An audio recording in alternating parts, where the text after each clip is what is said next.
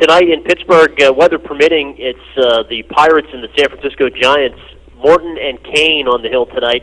What do you make of the latest in Bucco trends? Are you staying away from them? Well, this is a very interesting game for a couple reasons. The main reason is Charlie Morton. He's sort of an enigma. I mean, of course, last year he was absolutely horrible. He's got a lot of potential. I guess that's why the Pirates are sticking with him.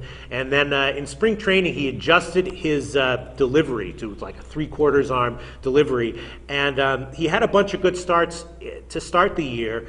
But that might have been a bit of an illusion because his strikeout to walk ratio in those starts was awful. And the sabermetrics guys look at that as an indication that a guy's gotten very lucky and is about to get pounded. And then his last start, he did have a bad start.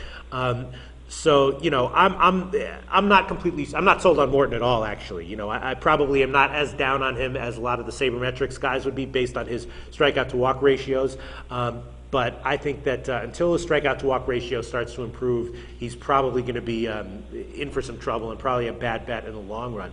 So you look at this game, Matt Cain, of course, is very reliable. I mean, he over the years has burned a lot of money. He's been one of those pitchers who is constantly giving a good start, 6 innings and 1 run, 7 innings, 2 runs, but losing. I mean, he's one of those guys who's like one of the notorious tough luck pitchers in baseball. So anytime you're looking at betting at him as a road favorite, it's always makes me a little bit nervous just because of how many times I've been burned and seen people getting burned. But if I had to bet this game, I would definitely take San Francisco just because there are too many bad signs with Morton, and Kane is very solid. And so I would probably, I actually did bet, I confess I did bet San Francisco on the 5-inning line on this one. Although one very well-respected poster on SBR loves the Pirates tonight. His name is Rod1010, and he posted that on the forum. So, but I disagree with that, and I took the Giants on the 5-inning line. Are you still doing your rollover from your winnings from your previous yes, I am. content? Absolutely. I'm almost done. I'm about 85% done, and it's going okay. I'm up about 250. So I'm basically treading water, but I'm just happy that I'm not down. And tonight, actually, the DSI, which is a great book, but they haven't released their team totals yet.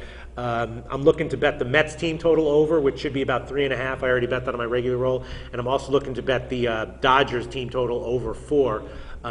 But I haven't bet it on the rollover yet because DSI hasn't released their team totals yet. But once they do, I'll definitely be betting those and writing about it. How about in the NBA tonight, Peter? Lots of fairly high spreads, including New Orleans getting 10.5 against the Lakers, 9 for Indiana, 7.5 for Atlanta as they look to close out the series.